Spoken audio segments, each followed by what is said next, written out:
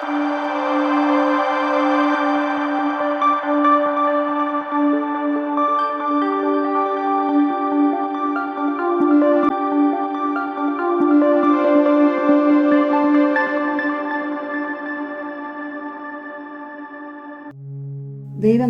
മഹത്വം ഉണ്ടായിരിക്കട്ടെ. കർത്താവിൽ പ്രിയരെ, വലിയ നോമ്പിന്റെ കാലം കർത്താവിന്റെ സഹന വഴികളിൽ അവനോടൊപ്പം കാൽവറിയിലേക്ക് നടന്നു നീങ്ങാനുള്ള ആഹ്വാനമാണ്. ത്യാഗാത്മകമായ ജീവിതത്തിനായി നമ്മെ ഒരുക്കുകയും സമർപ്പിക്കുകയും ചെയ്യുന്ന നാളുകൾ. നോമ്പിന്റെ 6-ാം ദിവസമായി ഇന്നത്തെ ധ്യാനത്തിനായി തിരഞ്ഞെടുത്തിരിക്കുന്ന വേദഭാഗം അപ്പോസ്തലനായ വിശുദ്ധ പൗലോസ് റോമർക്കെഴുതിയ ലേഖനം 5-ാം അധ്യായം 6 മുതൽ 12 വരെയുള്ള വാക്യങ്ങൾ. അതിന്റെ 8-ാം വാക്യം: ക്രിസ്തുവോ നാം പാപികളായിരിക്കുമ്പോൾ തന്നെ നമുക്ക് വേണ്ടി മരിക്കയാൽ ദൈവം തനിക്ക് നമ്മോടുള്ള സ്നേഹത്തെ പ്രദർശിപ്പിക്കുന്നു. പൗലോസിന്റെ ക്രിസ്തു വിജ്ഞാനീയ വിവരണങ്ങളിൽ ഏറ്റവും ആഴമായൊരു ഭാഗമാണിത്. ദൈവകൃപയുടെ ആഴത്തെയും ദൈവസ്നേഹത്തിന്റെ അതുല്യതയെയും പൗലോസ് ഇവിടെ എടുത്തു പറയുന്നു. ഈ വേദഭാഗത്തു നിന്ന് 2 ചിന്തകൾ നമുക്ക് ധ്യാനിക്കാം. ഒന്നാമതായി, പാപത്തിന്റെ സാർവത്രികതയും അതിന്റെ അനന്തരഫലവും. The universality of sin and its effects.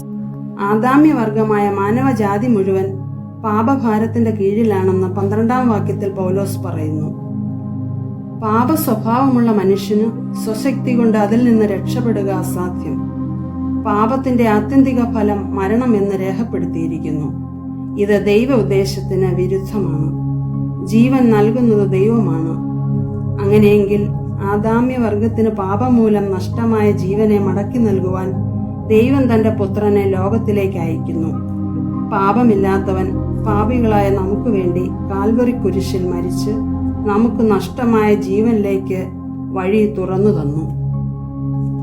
രണ്ടാമതായി, കൃപയുടെ പ്രസക്തിയും സ്നേഹത്തിന്റെ ആഴവും. Significance of grace and depth of divine love. യേശുവിന്റെ പീഡാസഹനവും കാൽവറിയിലെ കുരിശുമരണവും ദൈവസ്നേഹത്തിന്റെ പ്രത്യക്ഷ പ്രതീകങ്ങളാണ്. പരിധികൾ നിശ്ചയിക്കാത്ത സ്നേഹം ദൈവം ലോകത്തിന് ക്രിസ്തുവിലൂടെ പകർന്നു നൽകിയതുകൊണ്ടാണ് നമുക്ക് ദൈവമക്കൾ എന്ന പദവിയുള്ളത്. അഭക്തരായ ആദാമ്യവർഗമായ പാപികളായ നമുക്ക് വേണ്ടി അവൻ മരിച്ചു. അവന്റെ മരണത്താൽ നമ്മുടെ മരണത്തെയും മരണഭയത്തെയും എന്നേക്കുമായി അവൻ നിർത്തൽ ചെയ്തു.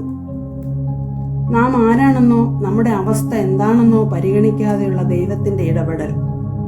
പാപം മൂലം മരണത്തിന്റെ കുഴിയിൽ വീഴേണ്ടിയിരുന്ന നമ്മെ ജീവനിലേക്ക് അവൻ കൈപിടിച്ചുയർത്തി. ഇതിൽ എന്താണ് നമ്മുടെ പങ്ക്? അങ്ങനെയെങ്കിൽ ഇതിനെ കൃപ എന്നല്ലാതെ എന്താണ് പറയുന്നത്?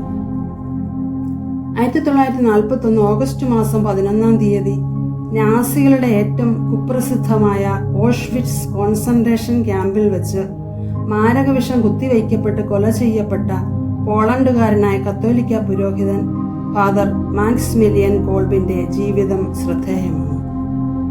നിസ്സഹായനായ മറ്റൊരു തടവുകാരന്റെ മരണമുഖത്തെ നിലവിളിയുടെ മുന്നിൽ ഫാദർ കോൾബെ പകരക്കാരനായി. ഫ്രാൻസിസ് എന്ന അപരിചിതനായ ആ തടവുകാരനു വേണ്ടി ഫാദർ കോൾബെ ആ മരണം ഏറ്റെടുത്തു.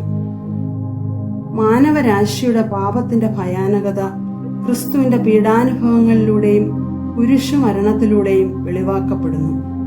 അതോടൊപ്പം ദൈവസ്നേഹത്തിന്റെ ആഴവും പരപ്പും കാൽവറിയിൽ പ്രകടമാക്കപ്പെട്ടു.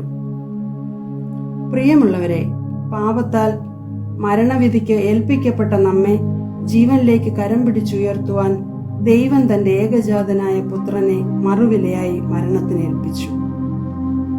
നമ്മോടുള്ള സ്നേഹത്തിന്റെ ആധിക്യത്താൽ കൃപയാൽ മാത്രം നമുക്ക് വീണ്ടെടുപ്പ് എന്ന അനുഗ്രഹം അവൻ അവകാശമായി തന്നു.